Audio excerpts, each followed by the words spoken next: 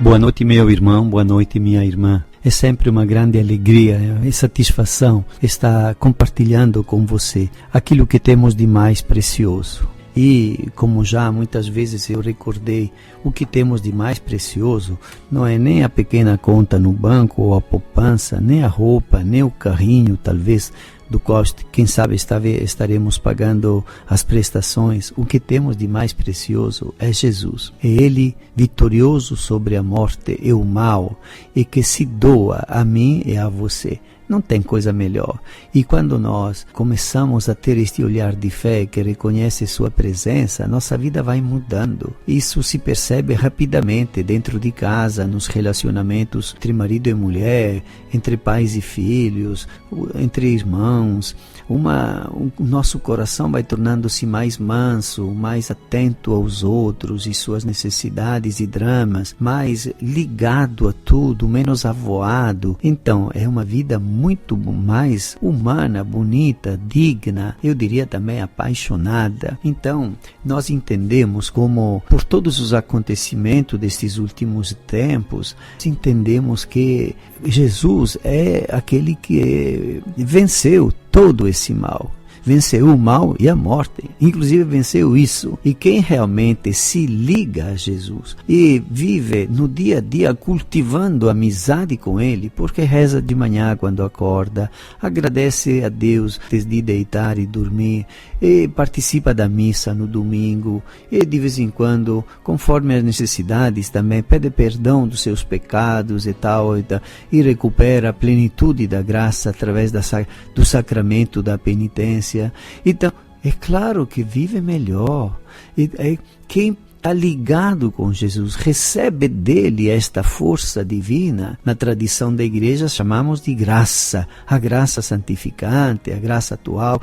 Nós recebemos esta potência divina que nos ajuda a viver de uma forma melhor. Se toda essa gente que está lá respondendo o processo tivesse esta ligação com Jesus, nós não estaríamos passando todas essas dificuldades. Por isso é tão importante que o Evangelho seja anunciado a todo mundo, às suas crianças, os seus sobrinhos, os seus colegas. Todo mundo tem direito e tem necessidade de conhecer a grandeza de Jesus, sua beleza, sua presença divina, a facilidade que nós temos para ter acesso a Ele, ao coração sagrado dele, a possibilidade então de nos beneficiar, porque Ele quer doar a mim e a você a sua graça, a sua vida divina, e só aguarda de nossa parte aquela abertura para dizer: venha, venha, pode vir, Senhor Jesus. Eu queria lembrar logo agora que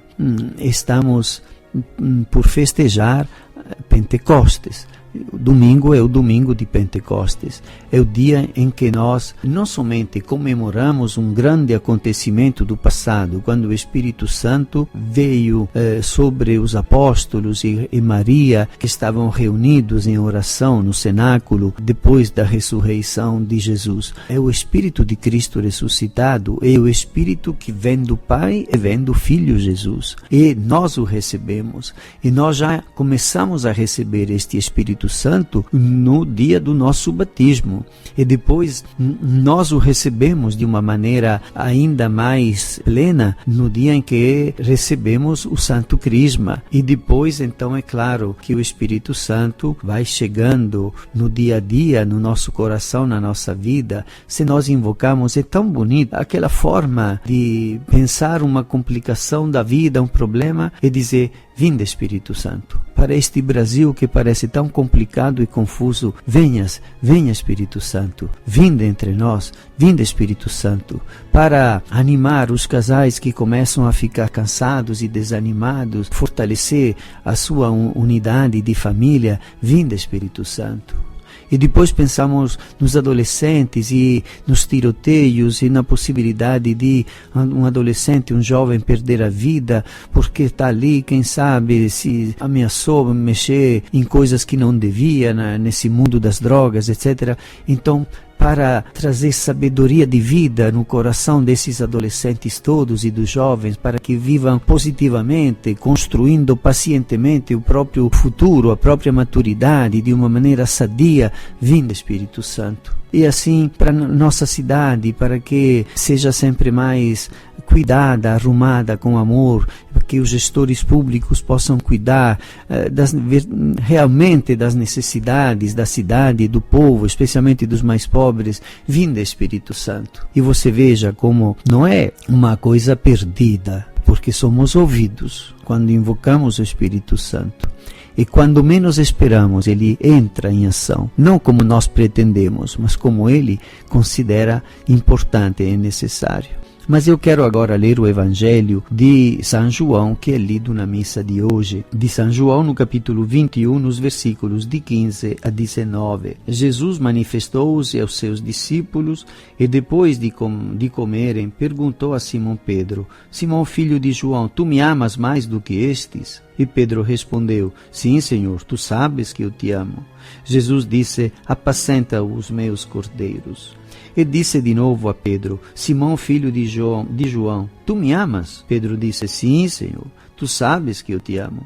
Jesus disse-lhe: Apacenta as minhas ovelhas. Pela terceira vez perguntou a Pedro: Simão, filho de João, tu me amas? Pedro ficou triste, porque Jesus perguntou 3 vezes se ele o amava. Respondeu: Senhor, tu sabes tudo, tu sabes que eu te amo. Jesus disse-lhe: Apacenta as minhas ovelhas. Em verdade, te digo, quando eras jovem, tu te cingias e ias para onde querias. Quando fores velho, estenderás as mãos e outro te cingirá e te levará para onde não queres ir. Jesus disse isso, significando com que morte Pedro iria glorificar a Deus. E acrescentou: Segue-me. Meu caríssimo amigo, minha querida irmã, este é um dos trechos mais bonitos do Evangelho. Em primeiro lugar, se trata de Jesus ressuscitado, que aparece a um grupo de pescadores. Depois de terem feito uma grande pesca por sugestão de Jesus, que indicou que deviam jogar as redes do outro lado do barco, eles retornaram à riva,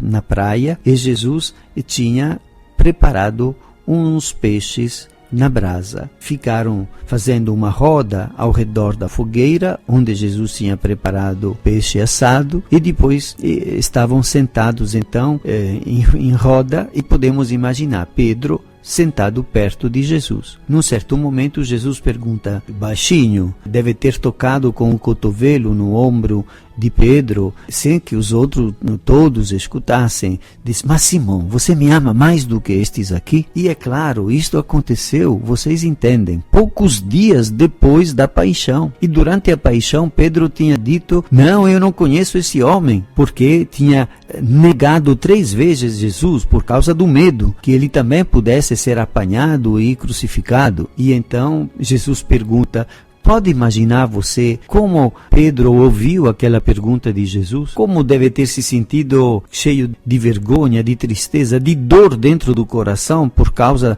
daquela negação que ele tinha feito durante a paixão? Mas não vacilou. Era claro que no coração dele ardia um sentimento de afeto muito sincero por Jesus. E então disse: Claro que eu te amo. E depois apacenta as minhas ovelhas. De onde vem para mim, para tanta gente, digamos assim, a tarefa de apacentar as ovelhas? O padre, todo o seu rebanho de fiéis; um pai de família, sua família; uma professora, os seus alunos. Vem de Jesus. Porque se amamos Jesus, ele nos dá este mandato e nos sustenta e nos orienta e nos alegra. Peçamos a Deus, para que nós também possamos apacentar como Pedro, mesmo, quem sabe, tendo alguns pecados como Pedro tinha naquele momento no coração pesando, nós possamos dizer: Mas eu te amo, Senhor. Então apacenta as minhas ovelhas. Te abençoe o Deus Todo-Poderoso, Pai, Filho e Espírito Santo.